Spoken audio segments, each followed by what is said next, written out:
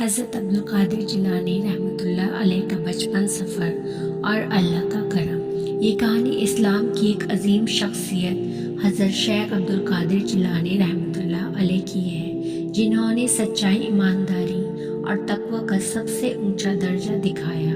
یہ واقعہ ان کے بچپن سے شروع ہوتا ہے، ایک عظیم سفر کا ذکر کرتا ہے اور ان کی زندگی کا ایک بہترین سبق سکھاتا ہے۔ بچپن اور ماں کی نصیحت۔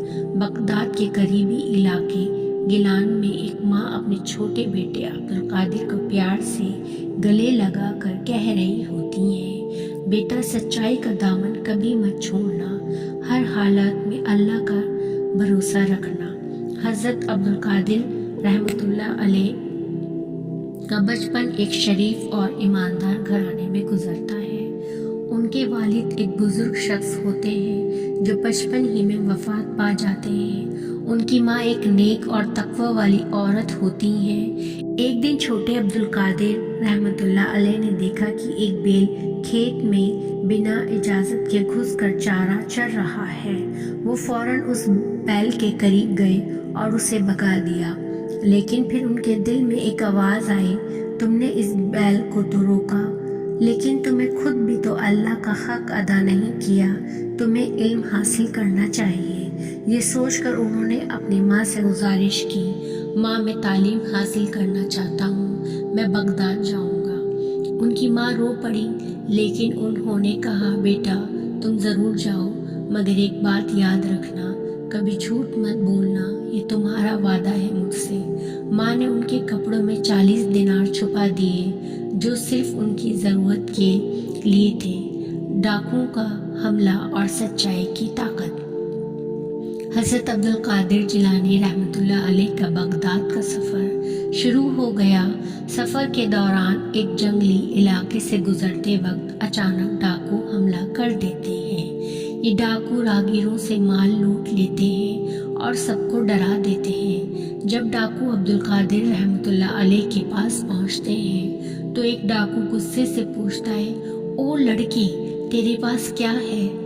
حضرت عبدالقادر جیلانی رحمۃ اللہ علیہ بے فکر ہو کر کہتے ہیں، میرے کپڑوں کے اندر 40 دینار ہیں۔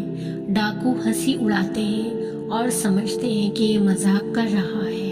جب ڈاکوؤں کے سردار آتا ہے تو وہ بھی پوچھتے ہیں اور عبدالقادر رحمۃ اللہ علیہ وہی جواب دیتے ہیں۔ جب ان کے کپڑے چیک کیے جاتے ہیں تو واقعی میں 40 دینار نکل آتے ہیں۔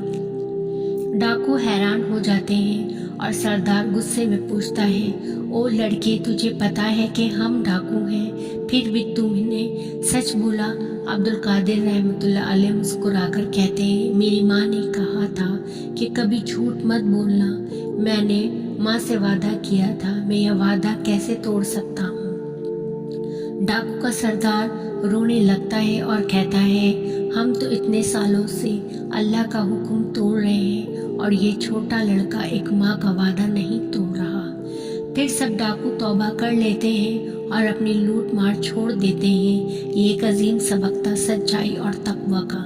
بغداد میں علم کا سفر اور اللہ کی مدد۔ بغداد پہنچنے کے بعد حضرت عبدالقادر جیلانی رحمۃ اللہ علیہ ایک مدرسہ میں داخل ہو گئے۔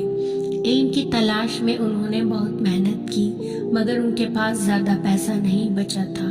ایک دن بھوک سے بے چین ہو کر وہ ایک مسجد کے کونے میں بیٹھے تھے، کوئی مدد کرنے والا نہیں تھا۔ اچانک ایک شخص آیا اور ایک روٹی ان کے ہاتھ میں دے دی۔ حضرت عبدالقادر جیلانی رحمۃ اللہ علیہ نے پوچھا، آپ کون ہیں؟ وہ شخص مسکرایا اور کہا، میں وہی ہوں جو اللہ اپنے نیک بندوں کی مدد کے لیے بھیجتا ہے۔ حضرت عبدالقادر رحمۃ اللہ علیہ نے سمجھ لیا کہ جب کوئی اللہ پر بھروسہ کرتا ہے تو اللہ اس کی مدد ضرور کرتا ہے۔ انہوں نے علم میں آگے بڑھنا شروع کیا اور ایک دن بغداد کے سب سے عظیم شیخ بن گئے۔ ان کا ہر درس، ہر نصیحت، ہر بات لوگوں کے دلوں کو ہلا دیتی تھی۔ ایک بزرگ کا پیغام۔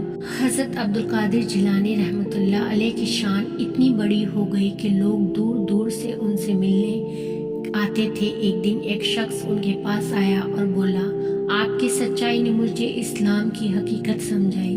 حضرت عبدالقادر رحمۃ اللہ علیہ مسکرائے اور کہا، اگر تم اللہ پر یقین رکھو گے اور سچائی کا دامن نہیں چھوڑو گے تو اللہ تمہیں ہمیشہ کامیابی دے گا۔ سچائی ہمیشہ جیتتی ہے۔ اللہ پر بھروسہ رکھنے سے مشکلیں دور ہوتی ہیں۔ ان کی تلاش ایک مومن کا اصلی زیور ہے۔